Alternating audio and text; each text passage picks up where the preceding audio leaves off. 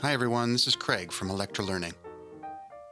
With so many colleagues separated and now working in isolation, online meetings are a major part of the workday for many of us. So, by request, here are some tips for better meetings using Microsoft Teams. This first tip probably appears a bit unnecessary, but it seems there are still too many meetings that we attend where we don't know exactly what to expect. This is your first chance to get the attention of your participants and to steward your meeting in the right direction. I like to use the location field to encourage people I invite to refer to the body of the invitation for important details. There, I add not only an agenda, but also some online meeting tips.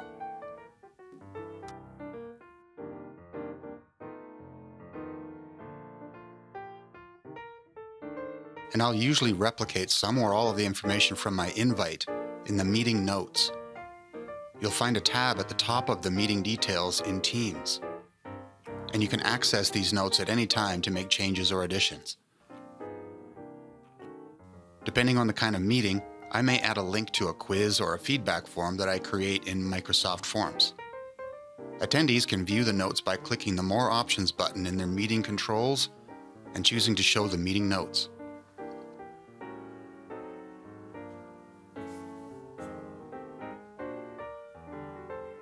If you're in a video conference, or even just a one-on-one video chat, take a moment to assess your video frame. You can do this before you join.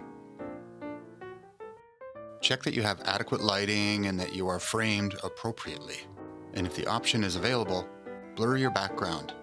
Your colleagues might get distracted with all the other interesting things in view.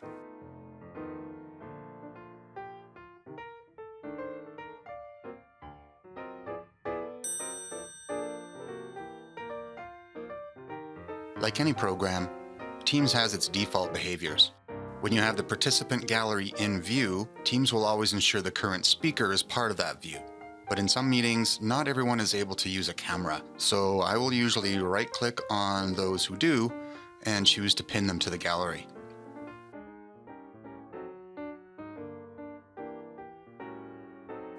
When you wish to demonstrate or present to your online audience, you have a few options.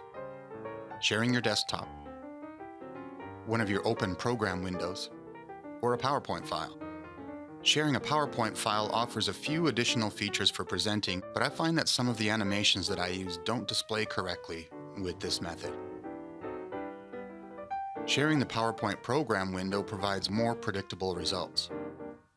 Most often, I will just share my desktop. I know my presentation will appear as intended, and I have the option to bring other programs into view for the participants. But be cautious about alerts that pop up randomly. They can be distracting and potentially awkward.